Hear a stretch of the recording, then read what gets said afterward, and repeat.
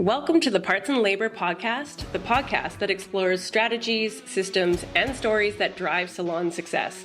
I'm Alicia, founder and CEO of Salon Scale. And I'm Whitney, head of sales here at Salon Scale. Welcome to the Parts and Labor Podcast. Oh my God, why are you so freaking funny? I can't help it, because I grew up ugly, that's why. Welcome back to the Parts plus Labor Podcast. I'm your host, Whitney. And I'm Alicia. And today we are talking about a subject that is a little taboo in the salon industry, and it's product deductions. So those little things you kind of take off the top as a salon owner to help cover this rising cost of product. Yep, and I mean, it wouldn't be an average day on Facebook or any feed that says, what do you do if I take this product cost and I charge that and it's illegal? You get all these comments that are going back and forth in there that are fighting against the use of deducting product altogether. And so this is a great topic today because I think it's important to talk about why the product charges were created, like why they were created in the first place, and where we pivoted to, and then why maybe a simple solution could make that conversation never happen again. Oh, wouldn't that be weird if we just had a solution so in our back pocket? Yeah, just throw that out there. Yeah, well, it's like you said, it's very tense subject online in groups. You'll see owners fighting like, well, this is the only way we can pay. It's like, well, stylists hate it, and like you said, some places it's even considered illegal. But back in the day, it was common practice. In fact, you had product deductions in your salon. I absolutely did, yes. Mm-hmm. Yeah, absolutely. I think, when you look at it, you could call it a pre-deduction, a pre-commission deduction. You can call it a product charge, a service charge. Whatever you're trying to do, essentially, you're just covering that variable cost within a service.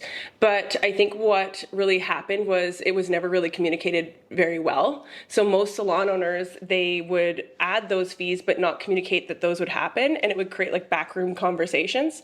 And that's where it would kind of question, well, where's all my money going, right? So now not only do you have commission, like the straight commission, sliding scale, whatever you do for commission, that's an argument, but what you also do is that service charge becomes another conversation. Well, I don't actually make 50% commission because my service charges are another 10%, so I'm actually only making 40% here. Mm-hmm. I better go somewhere else, right? So like those are kind of the things that happen when you don't clearly communicate the reason why you have those charges or you have those ways of deducting to cover those costs. And was that a conversation that you had to have with every stylist? Like when you hired them, when you were talking about the commission rate, did you tell them about that product deduction kind of right off the bat? Honestly, no. I honestly didn't. I think this is the one thing I probably should have done better.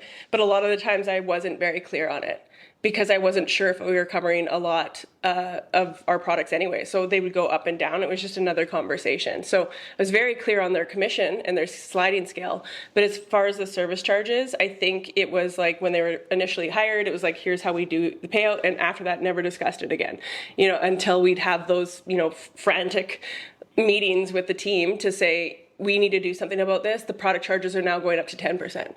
It's like, what? We're like, what was I being charged before, Yeah. Okay, so yeah, when you were kind of feeling like the squeeze of like the rising product costs, you would raise that product deduction. Yeah, I had the two columns. I either could charge more for their services or I could rise that service percentage, right? Mm-hmm. And so I usually would do a little bit of both just to make sure that, not only would I increase the revenue for them, but there'd be a commission on that I'd increase the service charge just a little bit too, so that it was going straight towards the product. Mm-hmm. And obviously at some point you switched to a parts plus labor model. How excited were your stylists for that to go away? Oh, I think that it completely changed the gap of us versus them. Like it kind of created a real transparent movement. So it was no longer what other deductions are coming or what's being hidden or what's coming. It was a very easy, was charged to the customer, and the only thing we're talking about is really your percentage of your labor. Mm-hmm. Yeah, and so just to go back, so you said, you were kind of not, for God's sakes, not being super forthcoming about that product deduction initially.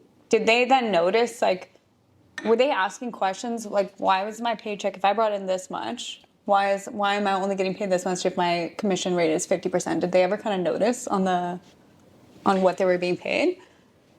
Yeah, I mean,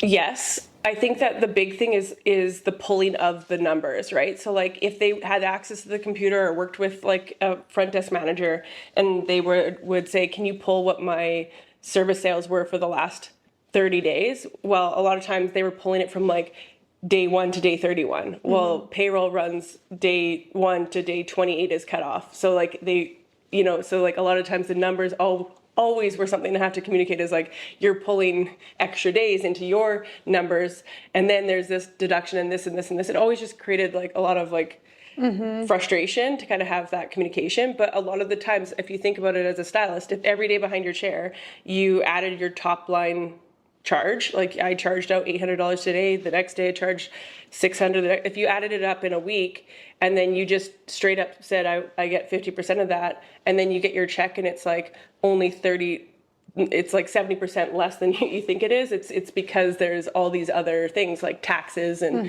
and then of course there's probably some sort of deduction if the salon is doing that type of deduction. So it's probably easy to kind of like hide in there, as an owner. But I do think like, there's again this really misunderstanding, I guess, of the reason owners actually have them in there versus, the reason stylists probably think that they're in there. I'm guessing stylists probably think this is like owner's greed. And like, what do you mean I have to help pay for product as a stylist? Like that's your job as an owner to provide for it.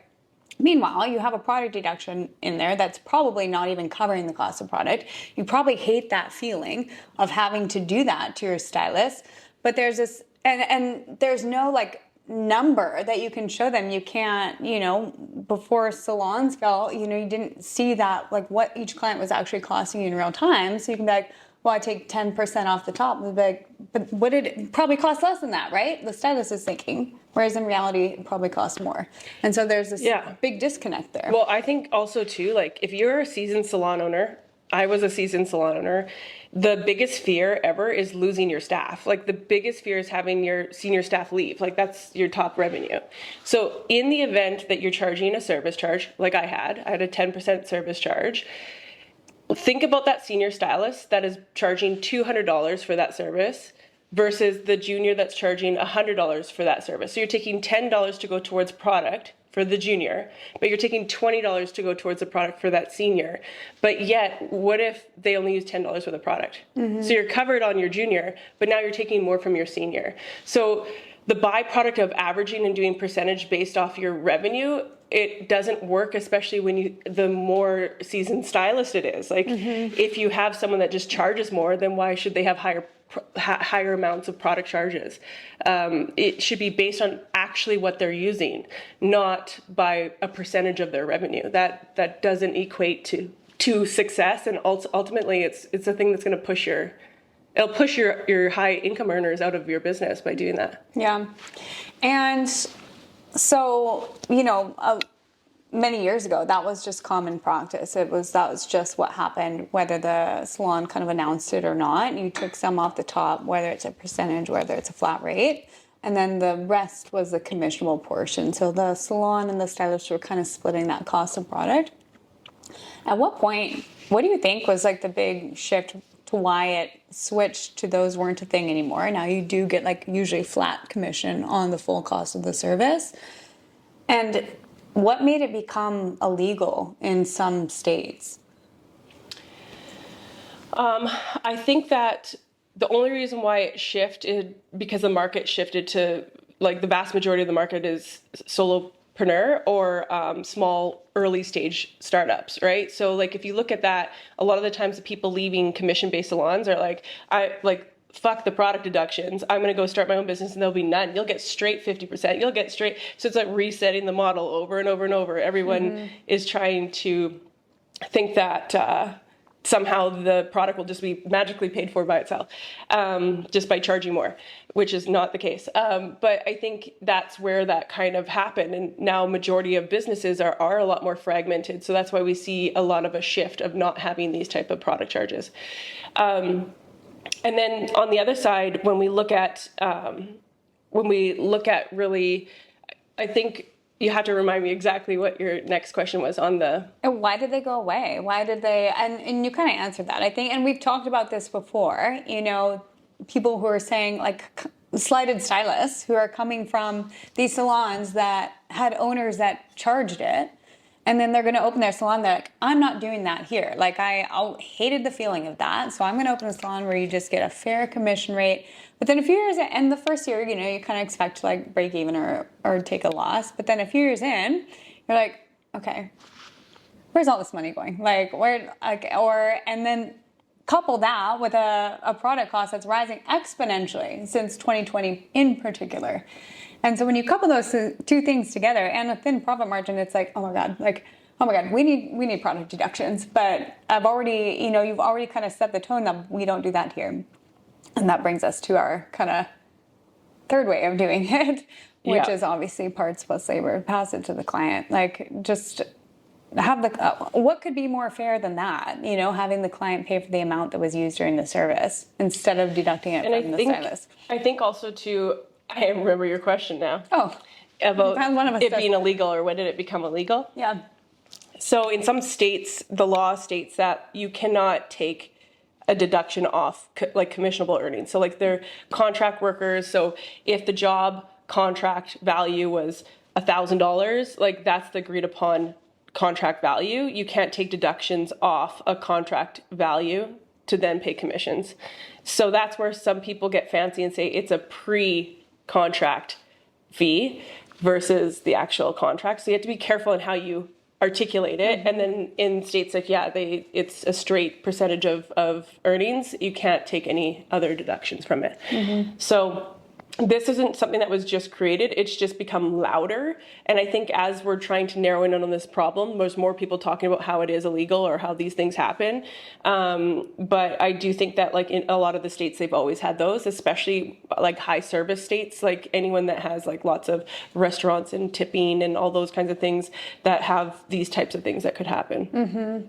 But you know what? I think if we come back to it, is like, this is a very sensitive conversation, but I think if you're a salon owner and you're not having some sort of strategy to cover your costs and you're just doing commission, you're going to be like the rest of the entire industry that you have no choice. Like you cannot just give straight up commission. You can't just walk around and then you can't get frustrated when you're like, why, like I'm giving all these things and my team doesn't respect me, or I'm not making any money, or my business is like running me and I can't do that. Well, you know what, this is the reality check, is that you can't just give your bar away for free. You know, it's like saying like, the average cost of product for an appointment is around $14. The average cost of a cocktail or a drink is $14. So that's like saying every single customer that's coming into your business every day, you're just giving them a free martini. Just, here you go, on the house. Not even worried about the cost. Like you're totally okay with that.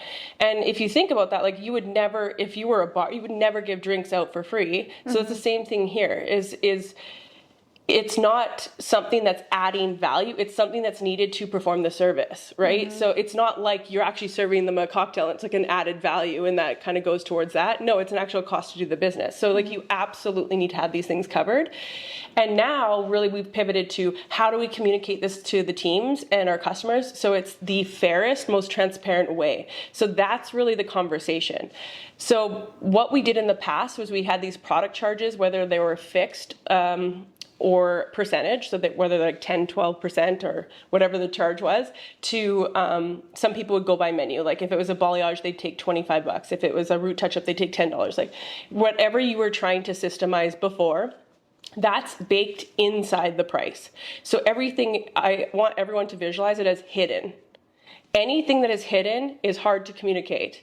Anything that is hidden will make you feel hard to explain why it's hidden. It's hard to explain it to a customer. It's hard to explain it to your staff. Like that is extremely hard when you hide it inside your pricing. But when you flip the model and you expose it and you think, okay, if I just charge the customer for the parts and then the labor is straight commission, now I have no more hidden expenses and I have nothing hidden. That the cost was the cost was the cost. So it becomes transparent. And what like, what better way to communicate that to your customers, to your teams, to everybody else? It's the clearest way, the most transparent way, and you never have to worry about it again. You never have to have uncomfortable conversations. And like, when we've seen salons transition to this model, the amount of stress reduction, the amount of relief they have, the amount of, oh my gosh, like I realize now, what was going on, to even the staff, of like senior staff feeling way more appreciated because they are not being charged more in product than they were in the past, to juniors like starting in a more healthy environment that doesn't have these kind of hidden structures, to then the customer, which is the customer now knows exactly what they paid for. They know what the time is, they know what the expense is, and there's no more questioning why they were charged, why they were charging. So that is the clearest way to think about it. And you brought up a good point kind of at the beginning too, of like just raising your prices doesn't work. And I think, you mentioned kind of buffering that average price in there, that product deduction in there, like the $25. But when you're giving a straight commission, so like even without the product deduction, let's say you're giving a straight commission and the average color client costs you $14. Well, you need to now buffer in $28 worth of product if you as a salon owner need to recuperate $14, right? And so it's just a way that you have to inflate these prices, have to inflate these extra rolls to cover a color charge that, doesn't belong in a commissionable line item. Absolutely. Like, I think, absolutely. Yeah, anything that gets missed, like, again, averaging doesn't work, right? So like, if you were allotting $20 towards that product, for every dollar that goes over, you're going to pay commission on it because it's living in a commissionable earning line versus a cost of goods. It's fully separated. And so again, that's only going to take you a few months of cutting into your profit for you to have that sit down conversation with your team and be like, we're not covering our costs, or we have to change the pricing structure. And it becomes like, again, a big high conversation, or a point of like conflict in the business, or a thing that makes you be frustrated in salon ownership in general. And all of that can go away. Mm-hmm. It can go completely away by just really thinking of it as, what is the worst thing going to happen if I actually go to my team and say, hey, we don't have any product deductions anymore. We're going to pay you straight the sliding scale commission, but now we're going to charge the customer for all the product, the exact amount, no more, no less, just the exact amount of product that they're using every single day. How does that feel? Like, what's the worst thing that's going to happen, right? The worst would be maybe you have someone that needs to, has a problem or wants to explain it, or not know if that's fair. That's so much easier to have that conversation on the why, because you know why it needs to be covered. Mm-hmm. It needs to be covered and replenished. Like, it's so much easier to have that conversation than it is to sit at home frustrated, exhausted, cashless, and living a complete delusion life that like it's going to get better. It's just going to get better. It's like you can't keep living like that. I know that because I was that. Like, I felt that all the time, and you're not going to get yourself through it. If you just raise prices, you're paying higher commissions on those. So you're only covering a little bit more cash flow. You're only getting a little bit more. And what's going to happen 3-6 months down the road, that product's going to increase. So your expenses are going to always slightly increase with inflation. Your pricing increases usually happen annually. I don't know a single salon that increases prices 3 times a year, right? Mm-hmm. But a lot of times maybe annually, which is probably the average, once every 3 to 5 years, which is like insane. So if you think about that, if you're only raising your prices once a year or once every 3 to 5 years, but that product is increasing every 6 months. So look at how long you're backtracking of all the things that were a loss, right? So for every day you don't do this, for every day you don't separate and charge for exactly what the product is, that's another month that's going to add up that you had to pay back, that you have to replenish, that you have to do that you have to have the hard conversation, versus just switching to having a conversation with yourself and saying, if I just pass this on to my customer, I never have to worry that I'm ever going to go in the red again, that my cash flow is going to be positive, and I'll never have to worry about having hard conversations to cover the cost to operate my business ever again. We could probably wrap up. No, I'm just kidding. And we're done. Mic drop. Yeah. I just kind of want to end on, so everything you said is spot on. There might be a lot of salon owners listening right now that are really resonating with this, that want to get rid of their product deductions. How did you actually make this shift in your business? So part of the way that I shifted and then worked with a lot of salons over the last 8 years, we really came with this proven method and this proven way of doing it. And I think the first week, what you want to do is you want to use it. Your first week is getting everybody on board to just use it and get the numbers, get the data for yourself.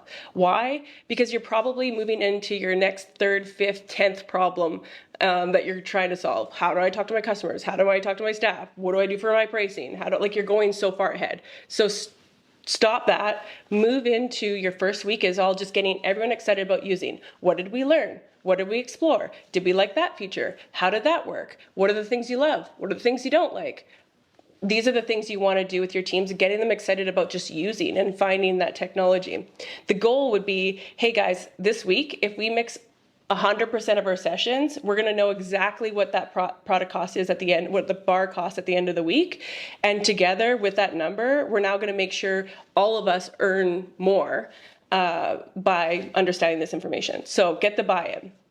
Week 2, you now have a week of data. So you now know what the salon's costs are, and you know what on average a session is, and you know these kinds of information. So now you can use the data to inform your direction. So data to inform your direction means, okay, we were charging a 10% or a fixed or all that stuff. Now, if I look back at what we did in a week, you can now see how far off or on target you were from what your current pricing is. And you can start to see exactly, if I would have just passed on this to the customer, we would have made another $580 this week. It's like you can instantly see what you would have been able to do. That helps you to then, in week 2, start to test and apply that theory, which would be coming up with your strategy or implementation of how you're going to do this. Okay, guys, we're going to be passing this on next week. So after this week, starting week 3, we're going to now pass the cost on to the customer.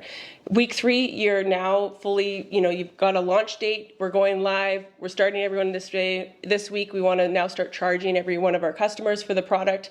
And then after that week 4 is pure profit and celebration. Week 4 is looking at, hey, the last week, now instead of we could have done this is how much we generated. And because of that, and because of you guys and the team and the hard work and us doing that, we now are on track to making another $45,000 this year. And because of that, now I can give you more education. Now I can give you more, I can invest more into the growth of this business.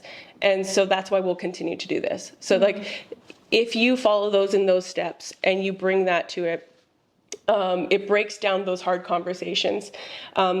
The week that you're going to be talking to your teams is week 2. The week you're talking to your customers is week 3. And by week 4, you now have a full running system. So it works all together.